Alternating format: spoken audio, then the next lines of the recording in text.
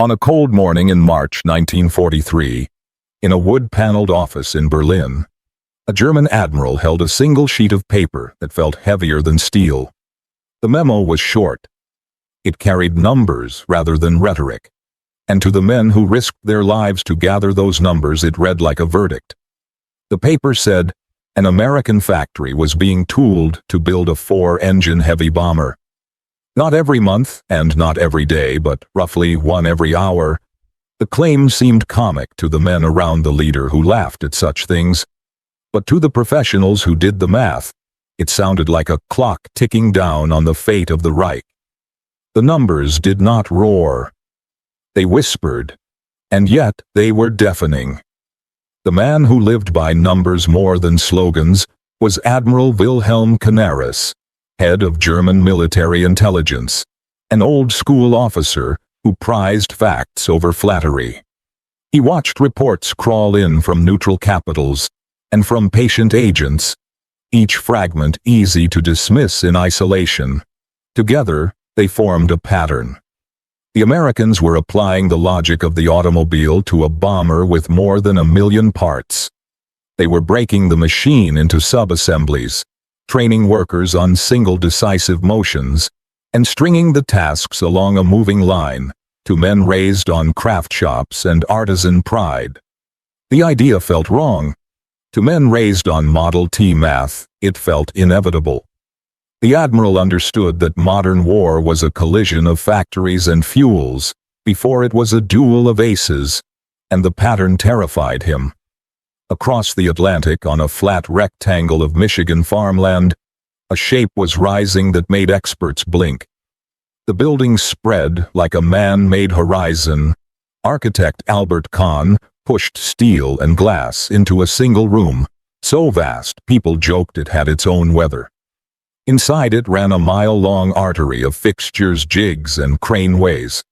2/3 along the path, the line bent 90 degrees on giant turntables. The twist was part engineering and part geography. The layout kept the line within friendlier taxes or away from airfield traffic depending on who told the story. Either way, the turn became an emblem of a new idea. Build an airplane the way you build a car. Place the work, not the worker. Let the plane come to you. Let the rhythm do the heavy lifting. The result was Willow Run, a plant that promised capacity scarcely believable to the old guard. The first months were chaos with leaks, delays, and misfits. Veterans from traditional aircraft firms sneered that you could not teach a blacksmith to make a watch by Tuesday. The joke aged fast. Ford engineers sliced the B-24 into repeatable bites, drilling here, riveting there, wiring forward, plumbing aft. Each motion measured for seconds saved. The apprentice school fed the floor with a stream of hands who did one thing well, and then did it faster. Mistakes shrank. Yields rose. A cadence emerged. By 1944, the line was pushing toward the impossible. An 18-ton heavy bomber coming off the line roughly every 60 to 63 minutes. The phrase, "a bomber an hour," stopped sounding like bragging, and started sounding like a schedule. What had been propaganda to the enemy turned into logistics that filled the sky. The workforce looked like a bet on the whole country. At peak, more than 40,000 people moved through gates and clocked into a new kind of war. Women gripped rivet guns and welding torches in numbers never seen before. Many earned the same base rate as their male counterparts during the surge. Rose Will Monroe worked there, and became the living face behind a poster that said, "We can do it." Black workers and immigrants, and people with disabilities stood shoulder to shoulder along the line. A mosaic of a nation that Nazism called weak. Yet the output said otherwise. The plant ran in shifts. The hum never stopped. The numbers grew. The idea that this chaotic democracy could mobilize with terrifying focus stopped being an insult and became a strategic fact. Inside the German hierarchy, facts met armor-plated pride. Reichsmarshal Hermann Göring liked to say Americans were good at refrigerators and razor blades. a line that landed like a smirk in speeches and broadcasts. It sounded clever until the bombing weights mounted, and the factory counts multiplied. It was easier to laugh at a threat than to retool to face it. And every day spent laughing was another day. The line in Michigan kept rolling. The admiral who brought the memo did not smirk. He did math. What happens when a single plant can exceed the heavy bomber output of an entire industry? What happens when attrition is no longer a duel, but an assembly schedule? What happens when arithmetic wins? He tried to push that truth upward, through rooms where truth had to bow to ego. The rooms pushed back. Ford did not build the war alone, but Willow Run became its symbol. The plant delivered 6,792 complete B-24 Liberators, plus 1,893 knockdown kits, 8,685 airframes born of the line and the kits combined. Across the network of American plants, more than 18,000 B-24s rolled into service. Across all types, the United States built roughly 300,000 military aircraft during the war.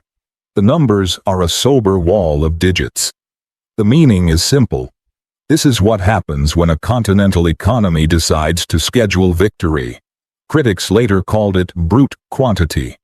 But quantity has a quality of its own. When the fight is long, the point was not to win a beauty contest in design. The point was to have 10 machines for every one the enemy replaced. The point was to fly again tomorrow. On cold days in early 1944, that arithmetic took on a sound.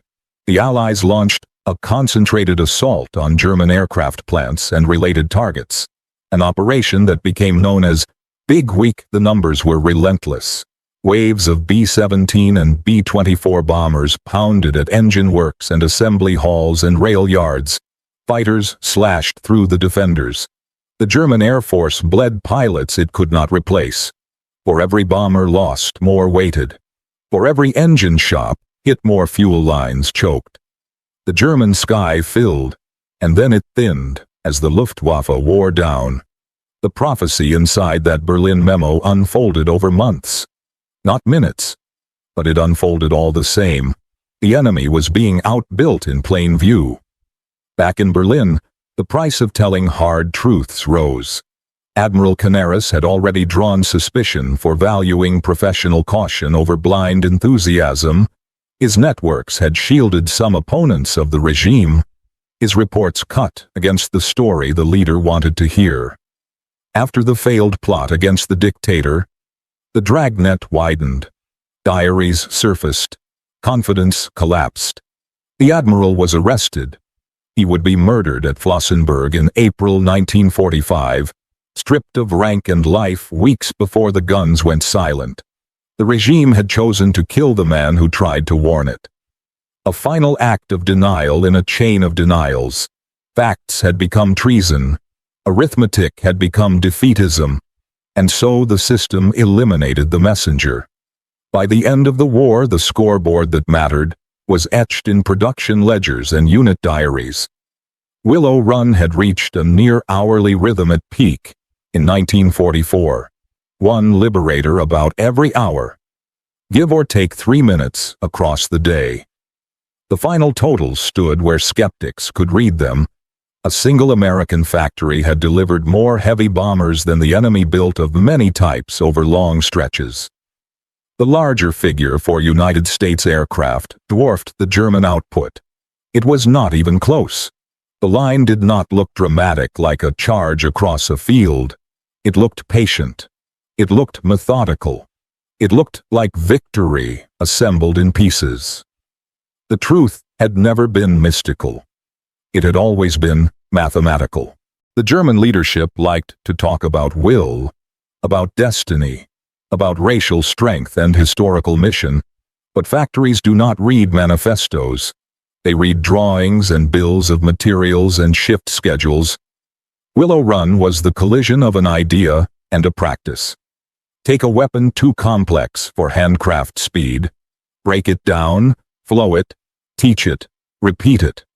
and do it with a workforce that the enemy said could never match the purity or discipline of a martial state. The line answered with departures every hour. The skies answered with formations that stretched from horizon to horizon. The oil refineries that fed the armored columns burned. The rail yards that fed the fronts twisted into scrap. The myth of invincibility cracked under weights of aluminum and fuel that no speech could erase. Look closely at the details that made the miracle mundane. A mile of stations, jigs that locked tolerances in place for first-time workers, a 90-degree pivot on turntables that became a legend, an apprentice school that turned novices into specialists at a single motion, a pay envelope that pulled tens of thousands into the flow, an icon named Rose, who swung a rivet gun and then stepped into a training film that turned into an image that outlived the war. These are not footnotes. These are the gears of scale. People talk about wonder weapons, yet the most devastating weapon of that war was standard work. Repeated by many hands, a chorus line of skill building that did not depend on a single genius. The genius was the system. There is a human note that matters. The workers were not perfect, and the plant was not romantic. It was loud and stressful and flawed. Early aircraft needed rework and teething was real. Management fought bottlenecks. Unions pushed for safety and fairness. The cafeteria lines were long. The parking lots were packed. The winter drafts cut through seams in the long walls, and yet the graph line kept climbing. Every fix that saved 30 seconds multiplied by thousands of stations saved days in aggregate. The cadence smoothed. The teams got better. The difference between propaganda and performance is repetition. Willow Run learned to repeat, and repetition won battles that generals never saw. Set the Michigan story next to the decisions in Berlin, and the contrast sharpens. One system told itself a story about innate superiority and waited for destiny to fulfill it. Another system told itself a story about problems to be solved by process and then went to work. The first story worshipped the past and punished dissent. The second story rewarded iteration and tolerated friction. If the graph moved, the first story collapsed when the world refused to match the myth. The second story bent metal into wings and filled the sky. This is not sentiment. It is cause and effect. When you choose denial, you choose defeat. On a long timeline, when you choose measurement, you choose compounding advantage. The war made that lesson unforgettable. Think about the commanders who watched Big Week unfold. The German side counted pilots like coins and found the purse lightening. They had engineers with brilliance and projects that seemed to leap ahead of the age, jets and rockets and guided ideas. But those could not fly in numbers that altered the sums. Meanwhile, the enemy focused on the production war that the admiral had feared. Not glamorous, not dramatic. Devastating all the same. The factories pummeled the factories. The skies became a ledger.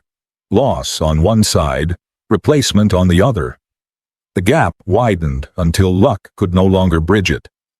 That is what a bomber an hour means in practice. It means the other side cannot keep up. When people remember the war, they picture maps and arrows and speeches. They should also picture a mile of workstations and a 90-degree turn. A woman leaning into a rivet gun with her goggles down. A supervisor checking a jig with a gauge block. A forklift pushing pallets of alloy toward the line. A planner staring at a chalkboard full of times. A new hire mastering a single 3-step motion and then shaving a second off it by Thursday. These scenes are not the soundtrack of heroism, and yet they are the reason a pilot had an aircraft to climb into. They are the reason a mission launched at dawn. They are the reason a column of smoke rose over a target that could not be rebuilt fast enough. Industry became strategy, cadence became doctrine, and repetition became a weapon. The most dangerous walls are not made of concrete.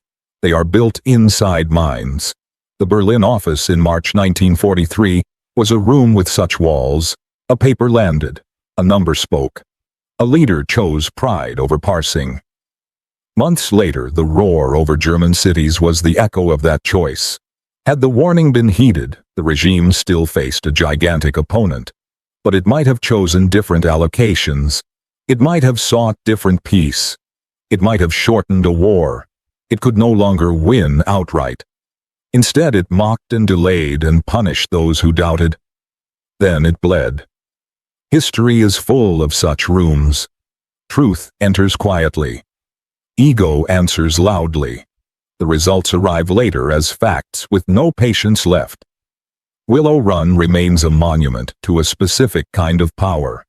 The power of coordination across many hands and many backgrounds. The power of a system that trains ordinary people to do extraordinary things together, and the power of admitting that big problems yield to process more often than to speeches. It is also a reminder that contempt is not a strategy. Insults about refrigerators and razor blades did not dent the assembly line. They aged into lines quoted to show how wrong a proud man can be. The factory did not argue back. It shipped aircraft. The sky did the arguing for it, and it argued in formations miles wide. By the last summer of the war, the ledgers closed on a staggering tally. Willow Run alone delivered thousands of heavy bombers. The broader network delivered hundreds of thousands of aircraft. The Allies did not win because one plant was magic. They won because thousands of decisions stacked like rivets along a seam, because process beat pride, because cadence beat charisma, and because arithmetic beat certainty. The admiral with the memo understood that early. He paid for that clarity with his life, under a regime that called doubt a crime. His story sits in the margins of the big histories, but it belongs at the center of this one. He tried to force the system to face the math. The system killed the messenger, and then lost to the message. If you like uncovering the hidden pivot points where a quiet sheet of paper outweighs 1,000 speeches, stay with us. We will keep pulling at threads like this. And if this story made you see the war in a new way, share it with someone who only knows the maps and the medals. They deserve the math too.